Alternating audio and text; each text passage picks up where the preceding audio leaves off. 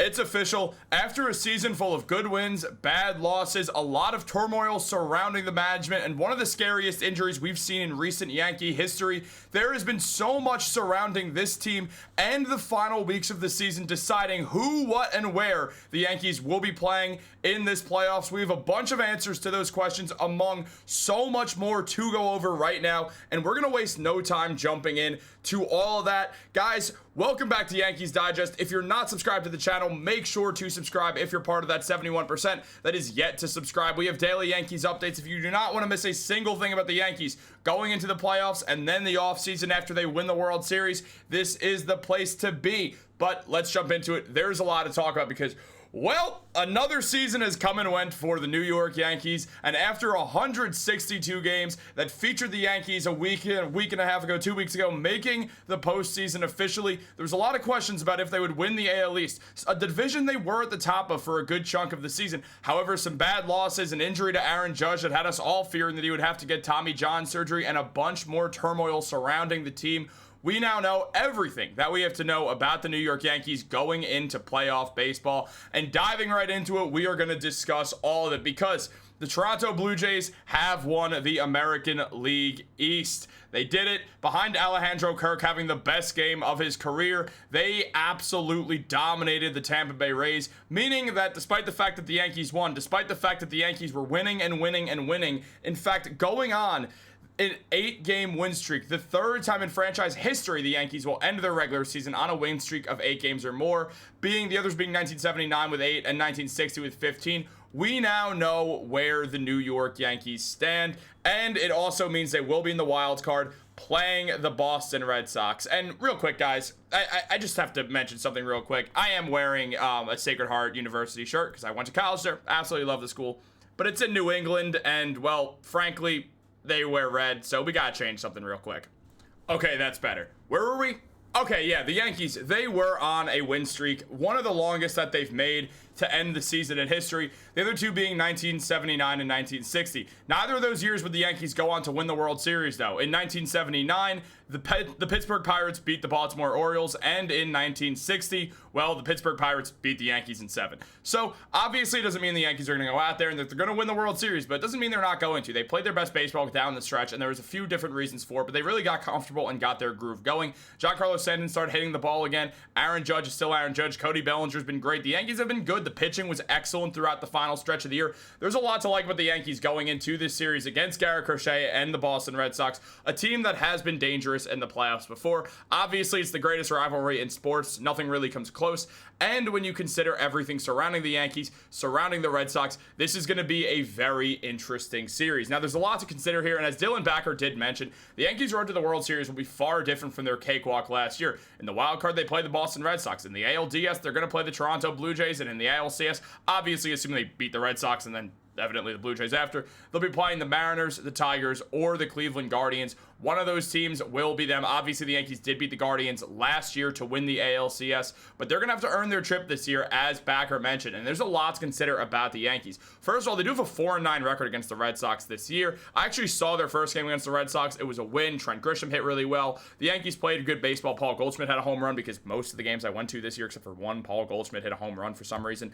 But when we look at the Yankees against the Red Sox, we've seen it be very up and down thus far. But overall, they have a .226 batting average against Boston, a 296 on base percentage, and a 396 slugging to go out to a 692 OPS. So look, frankly, it's obviously not the greatest hitting numbers against the Red Sox. They haven't had the most success against the Red Sox this year. They are in New York, which is going to help. But at the end of the day, this is not going to be some cakewalk of a 3-round or a 3-game wild card round. There's going to be a lot of ups and downs with the Yankees, and especially considering the Red Sox do house the best pitcher in the American League this year, it is something that we have to be very aware of. The Yankees do not have it easy. It's not going to be the easiest 3 games ever. They just got to win 2 of them, though, something they are well equipped to do. I do believe the Yankees are a better team than the Boston Red Sox, but that doesn't mean anything in a 3-game series. Yeah, it's helpful that the Yankees have the better team. It's helpful hopeful that in the 3-game series, one home run can really make the difference, and the Yankees have Aaron Judge, one of the best hitters in modern baseball history, and then Giancarlo Stanton, one of the best playoff performers in modern baseball history. So it's good stuff there. We've seen Cody Bellinger play excellent on a way to a World Series ring before. The Yankees have guys who know how to do this. I mean, obviously Judge has had his struggles, but at the end of the day, I'm still taking this man over really anyone in the playoffs except for maybe Stanton after seeing what he could do. But when being all serious, Aaron Judge, he had an up year. He had a phenomenal year, man. I mean, he led the MLB in batting average, tallest player to ever lead the league in batting average. On top of that, also was just downright phenomenal all year long. He deserves the MVP. We're yet to see if he's going to get it. But when we look at this, it's going to be interesting to see how the Yankees go about this. What's Aaron Boone going to do with the Yankees? I mean, obviously there's a question. Do you use Jose Caballero or Anthony Volpe? I mean, the obvious answer is Jose Caballero, but we never really know what Aaron Boone and co are going to do. On top of that, what's the pitching situation going to look like going forward? We've seen the Yankees struggle. And, of course, now that they are going to be in the wild card game, because Alejandro Kirk hit a grand slam, a double, and a 2-run home run, the Yankees are definitely going to have their best guys play instantly. That's just what you do in this situation. Now, diving into the probable matchups of this, Game 1, we're expecting that Max Fried goes out there and pitches. The man had a phenomenal year. At one point, looked like the Cy Young, but obviously had a little bit of a down spot. He had a 2.86 ERA, a whip of 1.101, and in 195.1 innings pitched, he had 189 strikeouts. He only allowed 4 home runs and did that in 32 games. The man was good all year long. There's not much more you could have asked for from Max Fried. What a phenomenal first year with the Yankees that he had. He will likely be the Yankees' first pitcher. At the end of the day, he's the best pitcher on the team. And with that in mind, they are going to try to use him when he's playing against Gerrit Cole, the man who is very likely to win the Cy Young. Now, the numbers don't look all that insanely different after all. Yeah, Cole easily had a better year by all the metrics possible, but it doesn't mean that, Max Fried can't beat him in one game situation. Now, Crochet also appeared in 30 games, pitched 205.1 innings, allowed 24 home runs, had 255 strikeouts. The man is a strikeout monster, was phenomenal with a 2.59 ERA and a whip of 1.028. The Yankees can easily beat Gerrit Cole. It's not going to be easy, but they could do it. Well, I don't know why I said easy if it's not going to be easy, but they totally can is what I'm saying. It's definitely possible. Outside of that, Game 2, we're expecting that Carlos Rodon will obviously step in and pitch, having a 3.09 ERA and a 1.049 whip, being an all-star for the first time in pinstripes after really a bad first year, not a very good second year. He has found his way back to that guy. Appeared in 33 games, pitched 195.1 innings, struck out 203 guys, one of the few Yankees to ever get 200-plus strikeouts in a season, allowing 22 home runs. Rodon really showed up and showed out and had a great year with the Yankees. They're going to need him a lot in this postseason. Rodon is a workhorse. He's not afraid to pitch a lot of innings and throw a lot of pitches. The Yankees are going to need that out of him in a 3-man rotation. We're expecting that Rodon will face off against Brayan Bello, the obvious second-best pitcher on the Boston Red Sox. Now, Rodon, he's a better pitcher than Bello. Bello, he had a 3.35 ERA and a 1.236 whip, so he does allow some more guys on base than Rodon, and obviously allows a bit more runs too, but mainly the thing is the on-base situation. So Bello is someone as well who we're going to see this happen with, and then if there is a Game 3, we're expecting the Yankees will end up using Luis Gil, who appeared in 10 games this season, had a 3.29 ERA, allowed 44 hits, 39 strikeouts in the 52 innings he pitched in. Only 3 home runs allowed over this time. Gil is trustworthy. Yeah, his whip was elevated. He allows a lot of guys on base, but he's also the guy you trust most. I mean, Cam Schlittler had an excellent ERA, better than Luis Gil, but also, are you going to trust a rookie? That's the big question you have to ask yourself. And maybe the answer is yes. Maybe they do. I don't think they're pitching Will Warren. I just don't really see that happening. Warren was the worst of the 5 this year who are currently there. So considering that, I do think it's more likely we see Gil than anyone else, because the Yankees ultimately have had Gil on the team before, and Gil would be the guy who you look at. The Red Sox would likely throw Lucas Giolito in for that final game as well, which would be interesting to see what would happen there.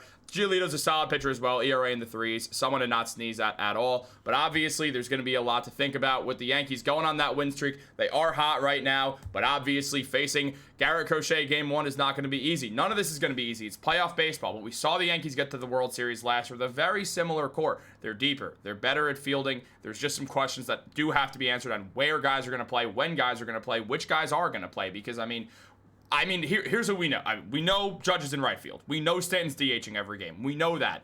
Ben Rice is almost certainly going to catch every game with the way he ended the season.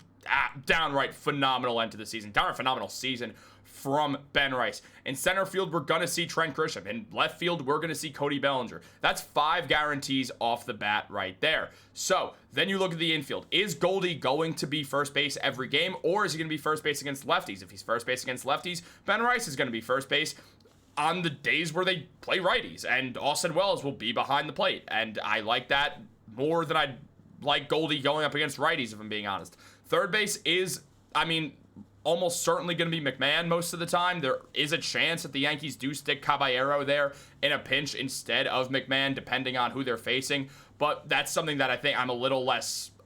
I imagine McMahon's just going to be an everyday player for them. Shortstop's the big question. We know the Jazz is going to be at second, so that leaves shortstop. Is Caballero going to play? Is Volpe going to play? Are they both going to play? Are they going to stick Caballero at third base for McMahon if they're going up against the lefty? That's very possible as well, that against the lefty, they'll have an infield, at least starting the game, of Paul Goldschmidt, Jazz Chisholm, Anthony Volpe, and Jose Caballero. That is certainly possible as well. They do have depth, and the beauty of depth is that you get to really try to use favorable matchups, but also playoffs are about who gets hot at the right time. That's between baseball, basketball, football, hockey. It doesn't matter the sport. It doesn't have to be in a major American sport too, but if I'm being honest, I don't know how playoffs work in other countries because I don't watch soccer. So when you consider that, I do truly believe the Yankees have all the tools in the world to outmatch up people and to get hot and get right back to the World Series. Obviously, you don't want to face the Dodgers, but we're going to worry about the National League when we get there, if we get there. But I choose to believe,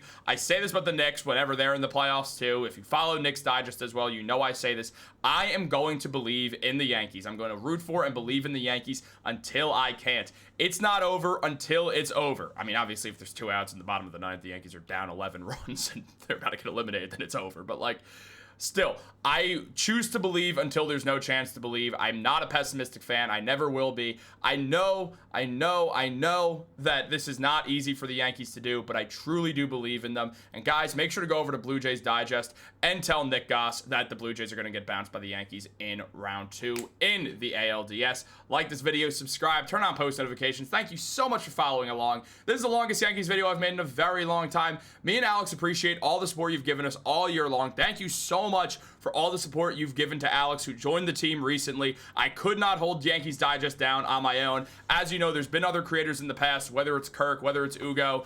I talked to Kirk recently. I asked if he's coming back. He might, he's probably not. I don't even know how many of you guys even remember Kirk from back in the day of the offseason when he stepped in. But I was having some beers with him the other day. He might come back. But we'll see what happens with that. That's not important right now. Yeah, Kirk, you're not important. If he sees that, he's going to send me a message. But not the point, guys. Hope you enjoyed the season. I definitely did.